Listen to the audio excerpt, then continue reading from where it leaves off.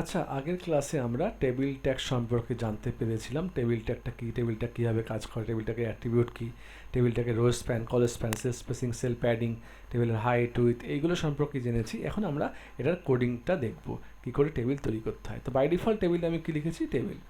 এবার আমি চাইছি টেবিলের মধ্যে রো তৈরি করব। তো রো তৈরি করতে গেলে আমাকে টেবিল টিআর করতে হবে। আমি এখানে বড় হাতের টিআর লিখেছি, তাতে কোনো সমস্যা নেই। ছোটো হাতের বড় হাতের মিশিয়েও লেখা যেতে পারে, কোনো অসুবিধা নেই। অ্যাকচুয়ালি কী হয়, রো ওয়াইজ কাজ করে টেবিল। তো আমি চাইছি যে আমার যে টেবিলটা তৈরি হবে সেটা কিন্তু আমাদের এর রো কলাম, যে প্রথম যে তৈরি হয়েছিল আমাদের, সেই রো কলাম ওয়াইজ তৈরি হবে আমাদের। ঠিক আছে, তো আমাদের দেখতে পাচ্ছি যে এখানে একটা দেখো রোল নেম ক্লাস সেকশন রয়েছে। তো এখানে আমরা কি দেখতে পাচ্ছি, 1 2 দুটো রো রয়েছে। আমরা এরকম একটা ছক তৈরি করব।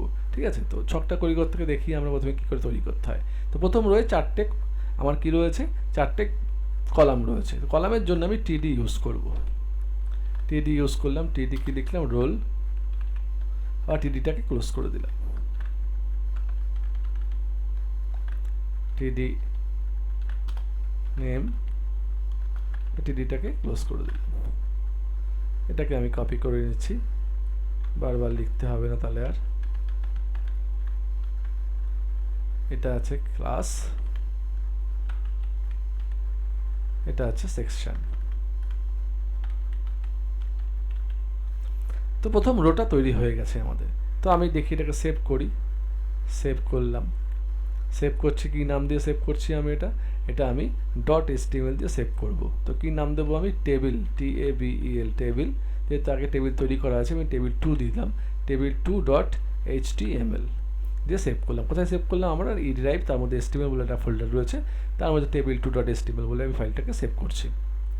সেভ করলাম। এবার এটাকে চালাতে হবে আমাদের।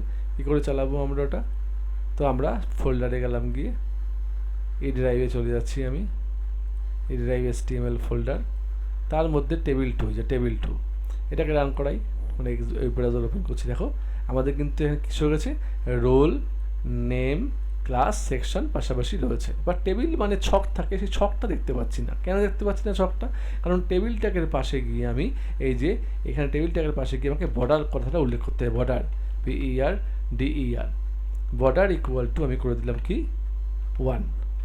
যখনই বর্ডার ইকুয়াল টু 1 করে দিলাম, তো দেখতে পারবো এবার দেখো আমাদের একটা ছক তৈরি হয়ে গেছে। ঠিক আছে, এবার আমি সেম রোটাই আমি আরেকটা তৈরি করি। কপি করলাম, কপি করে গিয়ে এখানে রোলটা আছে এটাকে মুছে দেই, 1 করে দিলাম। নেম আছে, এখানে আমি এটাকে রজত করে দিলাম। ক্লাস যেটা রয়েছে সেটা আমি 12 করে দিলাম। সেকশনটাকে আমি করে দিলাম। দেখি এটা সেভ করলাম। এবার রিফ্রেশ করে দিয়ে কী দাঁড়ায়, দেখো এখানে কিন্তু আমার কিন্তু একটা রেকর্ড তৈরি হয়ে গেছে। বাট এখানে যে দেখতে পাচ্ছি, এবার আমি টেবিলটা খুব ছোটো, টেবিলটাকে আমি মাঝখানে আনতে চাইছি, টেবিলটাকে মাঝখানে আনি। তো আমি এটাকে এর align, ALIGN, align equal to centre লিখে দেখি এটা এইভাবে নিয়ে কি না। দেখো টেবিলটা যে টেবিলের পাশে গিয়ে আমি যদি অ্যালাইন ইকুয়াল টু সেন্টার লিখলাম, টেবিলটা মাঝখানে চলে এসছে। এবার টেবিলটার হাইট আর উইথটা বাড়াবো, WIDTH, উইথ ইকুয়াল টু আমি করে দিলাম এটা 500। দেখো উইথটা বেড়ে গেছে। হাইটটা একটু বাড়িয়ে দিই, হাইটটা বাড়িয়ে দিলাম, HEIGST, হাইট ইকুয়াল টু আমি 300 করে দিলাম। ঠিক আছে, তো হাইটটা 300 হয়ে গেছে। তো এই যেহেতু দুটো রো রয়েছে বলে হাইটটা বড় বড় মনে হচ্ছে, আমি যখন রো যুক্ত করবো তখন এটা অ্যাডজাস্ট হয়ে যাবে। তো দেখো একটা জিনিস দেখতেই পাচ্ছি যে প্রতিটা ঘরের যে রেখাগুলি রয়েছে বাঁদিকে শো করছে, মাঝখানে শো করছে না, এবং লেখাটা আমার সব করে বাঁদিকে শো করছে। তো যদি আমি মাঝখানে আনতে চাই তাহলে আমাদের যেহেতু এটা হেডিং রয়েছে, যেহেতু প্রথম রোটা আমাদের হেডিং থাকে, তো আমরা হেডিংয়ের জন্য TD ইউজ করব না, TH ইউজ করব। ক্লিয়ার, TD ইউজ করব না, TH ইউজ করব আমরা।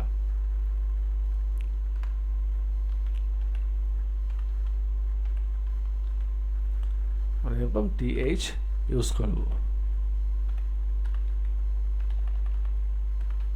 দেখো TH ইউজ করলে তো সুবিধাটা কী হবে, দেখো এবার যখন তুমি রিফ্রেশ করবে এটা, দেখো এটা মাঝখানে চলে গেছে এবং এগুলো কিন্তু আমাদের বোল্ডে লেখা চলে এসছে। তাহলে আমরা প্রথম রো সবসময় টিএইচ ইউজ করব এবং পরের রোগুলো প্রয়োজন না হলে আমরা কিন্তু টেবিল ডেটা ইউজ করব। তো বাই ডিফল্ট এটা কিন্তু আমাদের কিন্তু টেবিল ডেটাতে মানে রেগুলার ডেটা হিসেবে হয়ে গেছে, বাদিকে আছে। তো আমি চাইছি যে এই লেখাগুলোকে মাঝখানে আনবো। লেখাগুলোকে মাঝখানে আনবো কী করে আমরা? তখন কিন্তু আমাদের প্রতিটা রোয়ের পাশে গিয়ে align, ALIGN, align equal to centre করে দিতে হবে। ঠিক আছে, দেখো অ্যালাইন রিফ্রেশ করলাম আমি, দেখো লেখাগুলো কিন্তু মাঝখানে চলে এসছে। এবার আমি আর দুটো রো অ্যাড করি, আরও দুটো রো আমি এই সেমভাবে এটাকে কপি করে নিলাম। কপি করে নিলে আমি এটাকে অ্যাড করে দিলাম। তো এটা যা আছে এটা কী করলাম, 2 করে দিলাম। এটার নামটা চেঞ্জ করে আমি বাপ্পা করে দিলাম। এটা 11 করে দিলাম। এটা সেকশনটা P করে দিলাম। তো দেখি কি দাঁড়ায়। দেখো আর একটা রো অ্যাড হয়ে গেছে। দেখো হাইটটা কিন্তু বাড়েনি, হাইটটা কিন্তু অ্যাডজাস্ট হয়ে গেছে। যখন আমি আর একটা রো যুক্ত করবো ওই হাইটের মধ্যেই এটা কিন্তু অ্যাডজাস্ট হয়ে যাবে।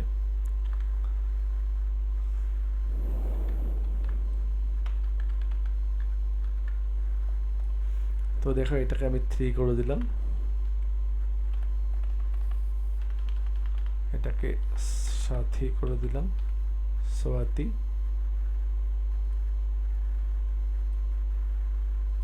এটাকে 10 করে দিলাম। এটা সেকশনটা আমি করে দিলাম, সেভ করলাম।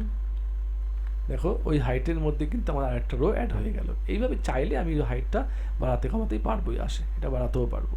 তো এইবার একটু আগে যেটা বলছিলাম আমরা যে টি হেড, টি বডি, আগের ভিডিওতে বলছিলাম আমরা টি হেড, টি বডি, টি ফুট, সেটা কি কাজ করে। তো দেখো আমি এই যে রোটা আছে, এই প্রথম রোটাকে আমি টি হেড হিসাবে ইউজ করলাম। আমি এটাকে টি হেড করে দিলাম এবং এই পথে এখানে গিয়ে আমি এই রোয়ের শেষে গিয়ে আমি এটাকে টি হেডটাকে ক্লোজ করে দিলাম। একইভাবে তারপরে রোটাকে আমি আবার টি বডি হিসেবে ইউজ করলাম, টি বডি। এই দুটো রোয়ের পরে গিয়ে আমি টি বডিটাকে ক্লোজ করে দিলাম এবং এই লাস্ট রোটাকে আমি টি ডিফাইন করলাম। লাস্টের দিকে যা রো আসবে সেগুলোকে আমি টি ফুট করে দিলাম। তো আমি আর একটা রো ইনসার্ট করি, তাহলে তোমাদের বুঝতে সুবিধা হবে। ডেটাগুলোকে চেঞ্জ করে দিলাম 4, এটা লেখা করে দিলাম, এটা 12 করে দিলাম, সেকশনে থাকছে। তো আমি লাস্ট দুটো রোকে আমি টি ফুট হিসাবে ডিক্লেয়ার করলাম, টি ফুট। তো আপাতত এটা কোনো চেঞ্জ কিছু আসবে না, এটাকে রিফ্রেশ করি, কোনো কিছু চেঞ্জ তোমরা পাবে না। ঠিক আছে, যেহেতু আমরা প্রথমে হেডিংটা করেছিলাম একটা রো হিসাবে, তো বাই ডিফল্ট হেডিংটা টি হেড দেখতে পাচ্ছি, টি হেড। টি বডিটা দুটো বেশি, টি ফুটারটা কিন্তু টি হেড এবং টি বডিটাকে কিন্তু বেশি ইম্পর্টেন্স নেই বলে আমাদের কিন্তু এখানে এটা রো হাইটটা ছোট হয়ে গেছে। তো আমরা চাইলে এইগুলোর কিন্তু আমরা কালারগুলো চেঞ্জ করতে পারবো, হাইটগুলো চেঞ্জ করতে পারবো। এবার টি বডিটা হচ্ছে অ্যাকচুয়ালি মেইন।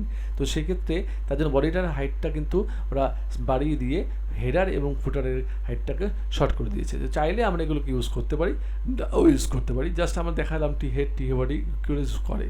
ব্যাপারটা অ্যাকচুয়ালি পুরোপুরি কাজটা নয়। এবার আমি কালার চেঞ্জ করবো। দেখো মনে করো আমি যদি চাই এই রোয়ের একটা কালার করব, এই দুটো রোয়ের আর একটা কালার করব, এই দুটো রোয়ের আর একটা কালার করব, তাহলে প্রতিটা রোয়ের পাশে গিয়ে আমাকে কালার লিখতে হবে।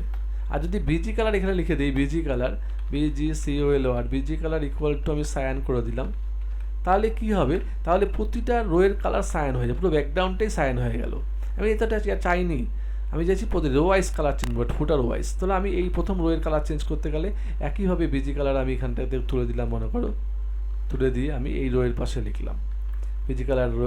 এটা আমি আবার তারপরে এই রোয়ের পাশে গিয়ে আমি বিজি কালার এটাকে করে দিলাম ইয়েলো। আবার এই রোয়ের পাশে গিয়ে আমাকে লিখতে হবে, কারণ ওই রোটাই কালারটা আসবে, এটাকে করে দিলাম আমি ইয়েলো।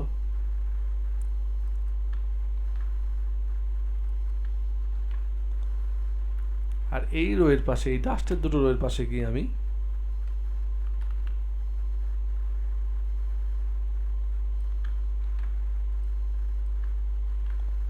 এটা ইয়েলো আছে, এটাকে আমি রেড করে দিলাম। এটার পাশেও গিয়ে আমি রেড করে দিলাম, তাহলেও কিন্তু আমাদের কালারটা চেঞ্জ হয়ে গেল। বাট এই যে এখানে যদি দেখা যায় যে এই বডিতে 100খানা রো আছে আর ফুটারে 10টা রো আছে, তাহলে আমাকে 100খানা রোয়ের পাশে কি এইভাবে আমাকে কালার চেঞ্জ করতে হবে, কারণ বডিতে আমি কালার চেঞ্জ করতে পারবো না। কারণ বডিতে যদি আমি কালার চেঞ্জ করতে চাই, যদি বডিতে আমি লিখি কালার, তাহলে পুরো টেবিলটাই কিন্তু কালার চেঞ্জ। যদি এখানে বডি বিজি কালার লিখতাম তাহলে পুরো টেবিলটার কিন্তু কালার সেম কালার নিয়ে যাবে। বাট এখানে যদি বডির মধ্যে দেখা হলো আমার এই টেবিলটাতে আরও 200খানা রো রয়েছে, 200টা রো রয়েছে, বা 200টা রোয়ের প্রতিটা রোতে কিন্তু কালার চেঞ্জ করা সম্ভব নয়।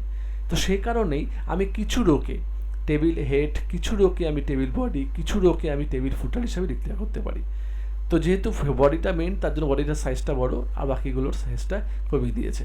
তো এই যে কাজটা, যে টি হেডে যে টি বডিতে যে দুটো রয়েছে, প্রতিটা রোয়ের পাশে গিয়ে আমাকে কালার চেঞ্জ করতে হয়েছে, এখানে করতে হয়েছে, এখানে করতে হয়েছে। যদি বডিতে যদি আরও রো থাকতো সেখানে কি আমাকে এগুলো লিখতে হতো। টি ফুটারে আমি দেখো এখানে বিজি কালার রেড, এখানে বিজি কালার রেড লিখেছি। তো এটা না করে কিন্তু আমরা সিএসএসের মাধ্যমে কিন্তু আমরা এই টি হেড, টি বডি, টিএইচ এগুলো দিয়ে কালার কিন্তু আমরা চেঞ্জ করতে পারি। ঠিক আছে, সিএসএস করতে গেলে আমাকে স্টাইল ট্যাগটা ইউজ করতে হবে। স্টাইল ট্যাগের মাধ্যমে কিন্তু আমরা ইজিলি সেটা করতে পারি। তো আশা করি তোমরা বুঝতে পেরেছো যে আমরা কিভাবে কালার টেবিল তৈরি করব, টেবিলের ব্যাকগ্রাউন্ড কালার চেঞ্জ করব, টেবিলের ওই করবো, টেবিলের হাইট উইথ বাড়াবো, টেবিলে অ্যালাইন সেন্টার করবো। টেবিলে আর একটা জিনিস রয়েছে সেল স্পেসিং, সেল প্যাডিং। আমি সেল স্পেসিংটা প্রথমে দিলাম, সেল স্পেসিং ইকুয়াল টু আমি 5 দিয়ে দিলাম। তার মানে কী হবে, দুটো সেলের মধ্যবর্তী গ্যাপটা সেটা বাড়বে। যে এই যে সেলের মধ্যে যে গ্যাপটা দেখতে পাচ্ছি, এই গ্যাপটা খুবই কম। যখন আমি রিফ্রেশ করবো দেখো গ্যাপটা বেড়ে গেছে, দেখো গ্যাপটা কিন্তু একটু বেড়ে গেছে।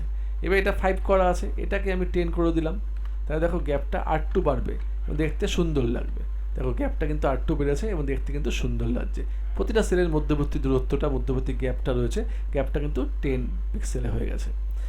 আর এটা সেল প্যাডিংটা কি, সেল প্যাডিংটা হচ্ছে লেখা থেকে বাউন্ডারির দূরত্ব। সেল প্যাডিং ইকুয়াল টু করে দিলাম আমি 10। দেখো যেই 10 করলাম, বাই ডিফল্ট একটা ছিল, যখন 10 করলাম আমি প্যাডিং থেকে, তখন এই প্রতিটা ঘর কিন্তু একটা অ্যাডজাস্টেবল হাইট হিসাবে নিয়ে নিয়েছে। এই যে যেটা টি হেডার টি বোর্ডের করতে সমস্যা হয়েছিল, কিন্তু এখন সেই সমস্যাটা নেই। আমাদের এই লেখা থেকে প্রতিটার যে এই বাউন্ডারির যে দূরত্ব, এই বাউন্ডারির দূরত্বটা সেল প্যাডিং করার মাধ্যমে চেঞ্জ হয়ে গেছে। তার ফলে এটা প্রতিটা লেখা থেকে সেলের বাউন্ডারির দূরত্ব 10 পিক্সেল করে দেওয়া হয়েছে। তার ফলে নিচের রোটাও কিন্তু কিছুটা অ্যাডজাস্ট করে নিয়েছে।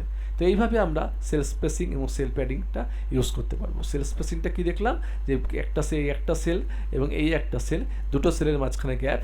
সেল প্যাডিংটা হচ্ছে কি, এই লেখা থেকে তার আউটসাইডের বর্ডারের দূরত্বটা কতটা হবে সেটা সেল প্যাডিং দিয়ে আমরা ডিনোট ঠিক করতে পারি। তো এইভাবে আমরা টেবিল তৈরি করতে পারি। টেবিলে আর একটা জিনিস আছে কি, ক্যাপশন। তো টেবিলের শুরুতেই, টেবিল লেখার পর থেকেই আমি এখানে ক্যাপশন দিয়ে দিলাম একটা, CAPTION ক্যাপশন। তার মধ্যে দিলাম স্টুডেন্ট ইনফরমেশন, CAPTION। আমি ক্যাপশন দিয়ে দিলাম স্টুডেন্ট ইনফরমেশন। তো দেখো টেবিলের ঠিক গায়ে লাগা উপর দিকে একটা ক্যাপশনও চলে আসতো, স্টুডেন্ট ইনফরমেশন। এটা চাইলে আমি সাইজটা একটু বাড়াতে পারি। তো তখন আমি এটা কী করতে পারি, এখানে আমি H2 ট্যাগটা ইউজ করে নাও।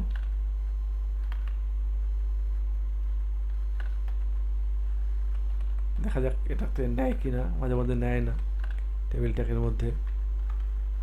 দেখো স্টুডেন্ট যেটি S2 ট্যাগ ইউজ করলাম, এটা কিন্তু এটাকে হেডিংটা কিন্তু একটু বড় হয়ে গেল।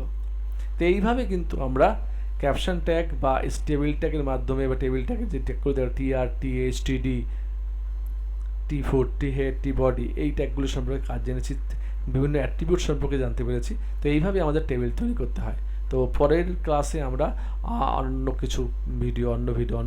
বিষয়ের ভিডিও নিয়ে তোমাদের কাছে আসবো।